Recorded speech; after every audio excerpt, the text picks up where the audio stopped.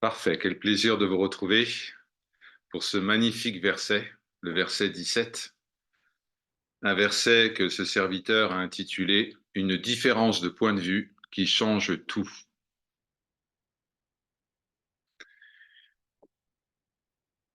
Le verset dit, pour ceux qui se connaissent en tant que soi, comme pour ceux qui ne se connaissent pas en tant que soi, le corps est je. Mais pour ceux qui ne se connaissent pas, le je est limité au corps physique, alors que pour ceux qui se connaissent, le je brille sans limite. Telle est la différence entre eux. Une simple différence de point de vue qui change tout. Dans le verset 16, Sri Ramana nous avait posé une question. Sommes-nous le corps? Impliquant que nous ne sommes pas limités à cela, mais que nous sommes la réalité une, illimitée, omniprésente. Et voilà qu'au verset suivant, il nous dit, le corps est je. Ben, cela peut paraître un peu déroutant à première vue, mais il y a une raison profonde à cela. Le connaissant du soi, le gyani, et l'ignorant du soi, la gyani, ont tous les deux un corps qu'ils appellent je. Mais dans le cas du gyani, qui s'est souvenu de sa véritable nature, le corps est sans limite. Il n'est pas conditionné par le temps, par l'espace, par le nom, par la forme. Alors que celui ou celle qui ne s'est pas encore souvenu de sa véritable nature, eh bien celui-là va imaginer des limites au corps qui semblera occuper un certain volume pendant un certain temps. Pour le gyani, le sage, même l'apparence appelée corps physique est je, car il n'y a que le soi, tout comme les bijoux en or sont une manifestation de l'or. À l'instar de Job, oui, Job, le fameux Job, ce malheureux qui perd tout et qui, malgré les épreuves, reste fidèle au Seigneur. Le sage sait qu'il est essentiellement de l'or spirituel, quelle que soit la forme perçue à un moment donné, pour ce retour à l'essence, pour cette conversion du regard. La souffrance est souvent présente. Ainsi, dans le livre de Job, le malheureux déclare, Jette-moi, jette-moi dans le creuset, Seigneur, et j'en sortirai pur comme l'or. Lorsque nous pointons notre doigt vers nous-mêmes en disant ceci est mon corps, puis vers Sri Ramana en disant eh bien ça c'est le corps de Sri Ramana, nous faisons une différence. Mais pour le sage, tout ce que nous désignons est lui-même, puisqu'il n'y a que le soi non limité à un endroit et à un moment particulier. Le verset 17 se conclut par la phrase pour le sage, tout comme pour l'ignorant, le corps est je, et c'est la seule différence entre eux, cette différence de point de vue qui change tout. L'ignorant voit les limites, le sage sait qu'il est illimité. Comme nous imaginons être un corps limité, alors nous voyons les autres aussi comme des corps limités. L'existence de l'autre, de l'altérité, repose sur la croyance en des limites, en des frontières. Alors, nous allons attribuer des actions à un corps. Le sage, par exemple, va faire ceci ou cela. L'ignorant aussi va faire apparemment des choses. Mais c'est une croyance. Il n'y a pas d'individu séparé. Donc, pas d'action pouvant être attribuée à un tel ou à une telle. Et s'il n'y a pas d'action qui puisse être attribuée à une personne, alors rien, écoutez bien, rien ne se produit, jamais. En effet, le soi, notre véritable nature, n'agit pas. L'action est toujours motivée par un besoin, un désir. Or, le soi n'a aucun désir. Il n'a pas le désir de quoi que ce soit extérieur à lui-même, puisqu'il n'y a que lui-même. Le Seigneur Krishna confirme ce point dans la Bhagavad Gita. Il dit: le Seigneur de l'univers n'engendre ni les actes, ni la condition d'agent, ni le lien qui connecte l'action à son fruit. C'est dans le chapitre 5, verset 14. Le soi n'agit pas, car il est libre de la loi de causalité, de l'action et de la réaction, et il est libre du temps.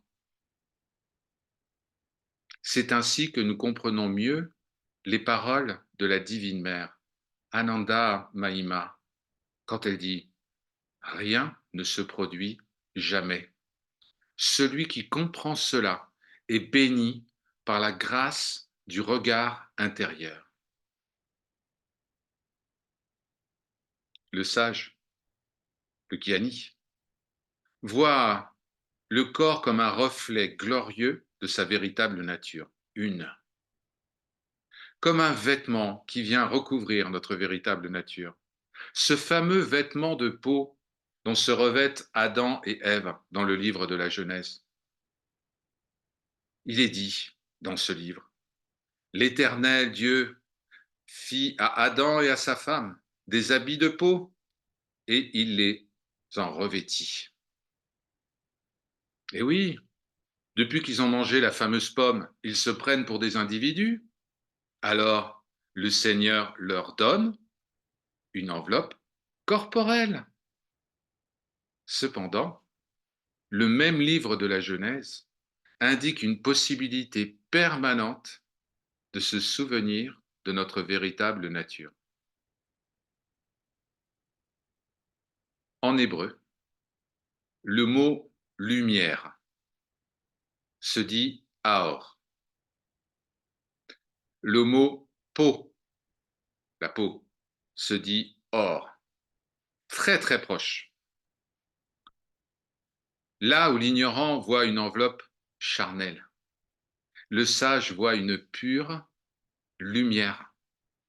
Il ne s'agit pas d'une nature, pardon, d'une différence de nature, mais il s'agit d'une différence de perception. Jésus, dont nous allons beaucoup parler jusqu'à Pâques, chers amis, vous êtes prévenus, évoque ce point dans l'évangile de Matthieu. Il dit: j'étais nu et vous m'avez vêtu. C'est au chapitre 25, verset 36. À première vue, cela peut être compris comme une invitation à la charité, à la compassion, ou même au rappel que le Seigneur est tout. Mais si nous allons un peu plus loin, nous pouvons aussi comprendre que Jésus nous invite à le voir tel qu'il est, illimité, éternel, et non pas au travers de nos croyances qui sont comme autant de vêtements superposés, des vêtements qui voilent son essence, les manteaux du mental en quelque sorte.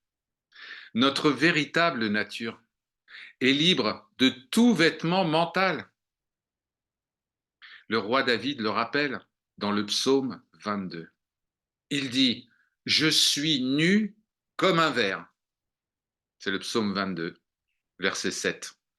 Pour retrouver ce corps de lumière, ce corps illimité dont nous parle Sri Ramana au verset 17, le Seigneur nous invite à le rejoindre sur une sainte montagne, représentant la connaissance de notre véritable nature. Ceci est évoqué dans l'épisode de la transfiguration au sommet du mont Tabor, pour ceux qui connaissent un peu les évangiles, lorsque Jésus apparaît dans un vêtement de lumière à Pierre, Jacques et Jean. Allez, lisons ce petit extrait des évangiles. L'évangile de Marc, chapitre 9, verset 2, qui dit: 6 jours après, Jésus prit avec lui Pierre, Jacques et Jean, et il les conduisit seuls à l'écart sur une haute montagne. Il fut transfiguré devant eux. Ses vêtements devinrent resplendissants et d'une telle blancheur que personne sur la terre ne pouvait rayonner autant de lumière. À ce moment-là, le prophète Élie et Moïse apparurent et ils s'entretenaient avec Jésus. Oui, le corps est un en essence. Il est multiple dans ses manifestations. Il n'existe pas par lui-même. Il est le reflet du un, illimité, indestructible, immuable et indivisible. Le corps n'est donc pas à rejeter, à torturer, à mépriser, car il est aussi cela. Il ne faut ni s'y attacher, ni le détester comme étant extérieur à nous-mêmes. Ce que nous sommes est tout, c'est-à-dire un, c'est-à-dire nous. Ce point de vue impersonnel, universel et compatissant est une des caractéristiques de celui ou celle qui s'est souvenu de sa véritable nature. Et ceci est évoqué dans un certain nombre de versets de notre tradition que ce serviteur partage maintenant.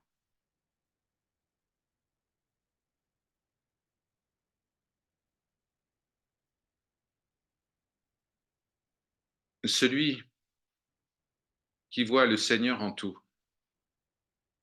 celui qui voit tous les êtres sensibles comme autant de facettes du diamant suprême, et celui qui voit le Seigneur absolument partout, ne détestera jamais personne ni quoi que ce soit. C'est dans l'Isha Upanishad, le mantra 6. Bien sûr, ce serviteur ne peut faire autrement que de citer deux des plus beaux versets de la Bhagavad Gita, le verset 30 du chapitre 6, qui nous dit: pour ceux qui me voient partout et qui voient toutes les choses en moi, je ne suis jamais perdu et ils ne sont jamais perdus. Ou cet autre verset sublime, le verset 20 du chapitre 18, qui dit: comprends que la forme la plus pure de sagesse, la sagesse sattvique, est celle par laquelle on perçoit la réalité une, indivisible et immortelle au travers de toutes ces manifestations. Nous aurons bientôt, d'ici une quinzaine de jours, l'opportunité d'approfondir ce message lorsque nous étudierons ensemble le verset 18 du poème Ouladu Narpadu. Par sa grâce. Hari Om Tat Sat. Ceci est parole de vérité.